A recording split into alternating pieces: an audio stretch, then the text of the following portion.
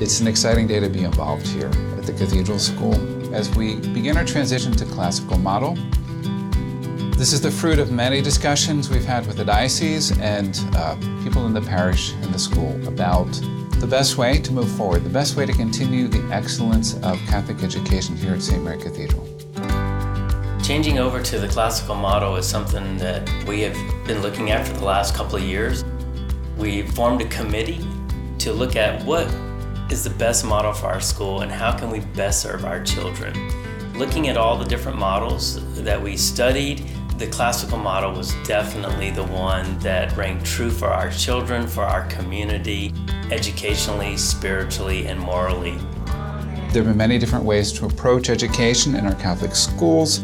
This one goes back to what we know how to do best, how to frame the mind, the soul, to be good citizens in the world, how to be able to involve all of the sciences, all of the streams of intellectual thought into the person, and to see how they can then begin to look at the world through the lens of their Catholic faith, and to be able to live out their principles, their values successfully as they move from grade to grade and ultimately into adulthood.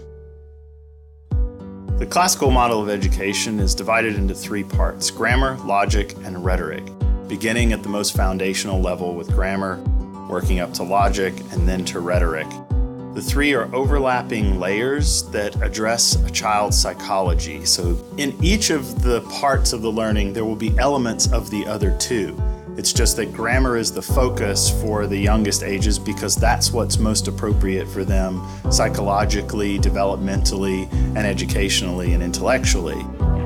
The grammar phase really concentrates on giving students the facts, the information that they need that they can then reason with. We're looking at the basic building blocks. Children at that age are really good at identifying things, categorizing things, memorizing things. And so the education model focuses on those skills most inclined to the nature of the child at that point to give them the biggest base from which to build their education. When they get into the middle school age, pre-adolescent and through up to adolescence, then they are learning the logic stage. That's when a student begins to build an argument for or against certain things. They're starting to learn these skills for reasoning. They're starting to learn what false reasoning looks like, what bad reasoning looks like. Okay, good. Jonathan? They're naturally inclined to argument at that phase. So instead of entirely getting frustrated because of it, you just harness it and you say, let's use this for learning. When they get up into high school, they're studying rhetoric. And they're revisiting the topics that they've learned about, but they're revisiting things at a much higher level. But beginning to make and form arguments of their own, to advance a case well, to reason well with new materials. And they're able to build beautiful arguments that are persuasive. They're able to step out in the world confidently and speak persuasively and beautifully. I'm very excited to begin the transition. This is going to address the different developmental needs and levels of the students. I think it's going to give them a really good timeline and frame of reference for different historical events and through which we can learn pieces of literature, different church history events, and understand our faith in a deeper way.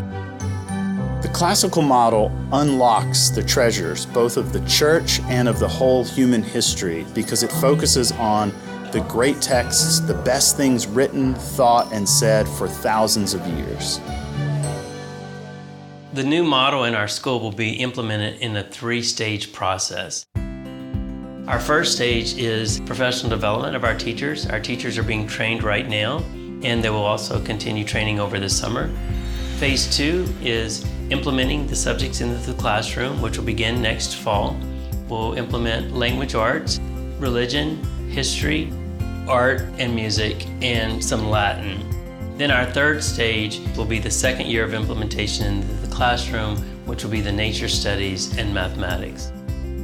Moving to the new model, in the long run for us, will be a less expensive type of model to follow, but we're going to be investing in a lot of new material, and we need to have it all purchased before the beginning of the year. And that's going to increase our curriculum and materials by about 40%. So we're relying on the generosity of the many donors that we have to continue. They understand the mission. They understand the vitality of that mission today. And so first, I would express gratitude.